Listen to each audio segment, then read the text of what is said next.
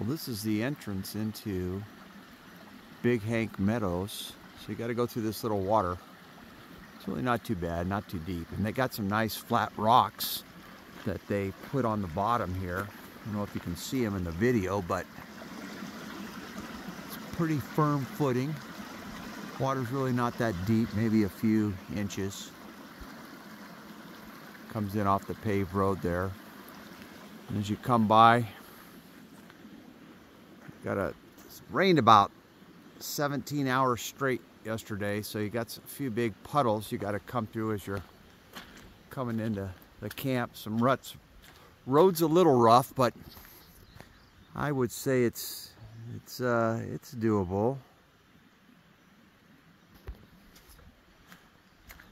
Got my camper, my trailer, my side-by-side on it, through it. So there's a couple of pretty big dips in the road, but if you go real slow, take it 1 or 2 miles an hour, just have this short stretch before you get to a little bit better road and a beautiful camping area. It's worth it.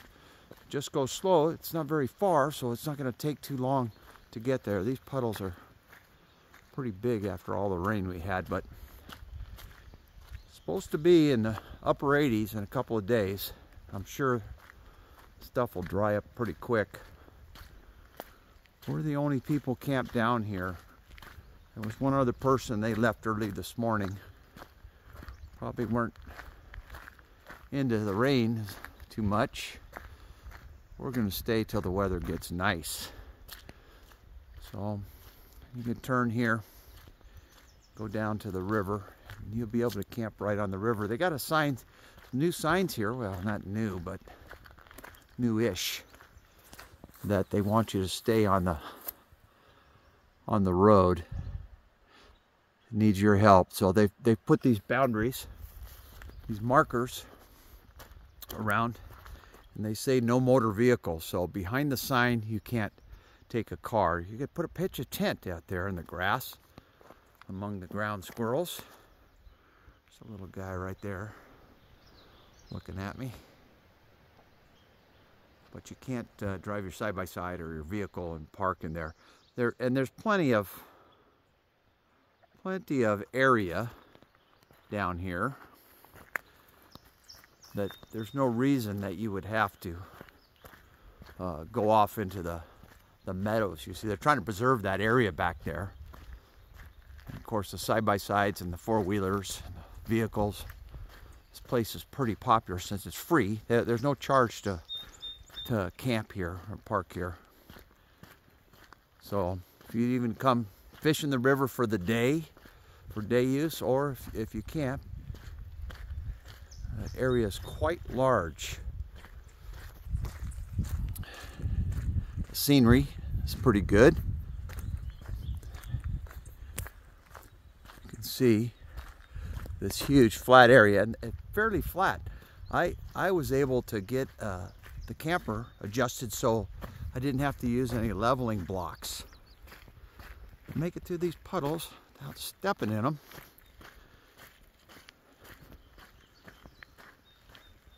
And this ground drains pretty quick. This is quite gravelly, and it drained off pretty well. And there's the Big Hank Meadows, and this is located across the street from the official campground where they charge you, and it's all paved spurs. It's all blacktop. That's $24 a night over there. It's $0 a night here. And all this area is open for camping. It's only on this other side here. You can see the boundary marker there. There's one there. So this area from here back up to the tree line, that's all closed to motor vehicles. You can walk in there. You can pitch a tent or something like that, but no motorized vehicles.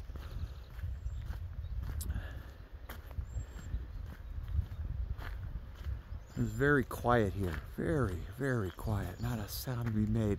It's actually a big stack of firewood under that big pine tree over there, and there was a bald eagle up in the top, but I wasn't going to get out and take a picture of them in the pouring rain this morning. So that is a very large area. You can see the river's right here.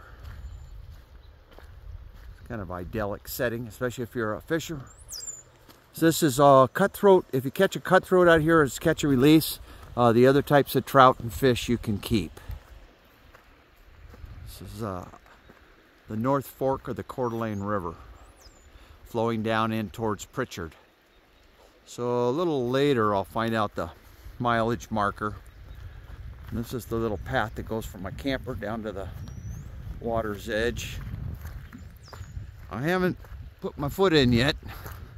I believe this water might be still a bit on the chilly side, but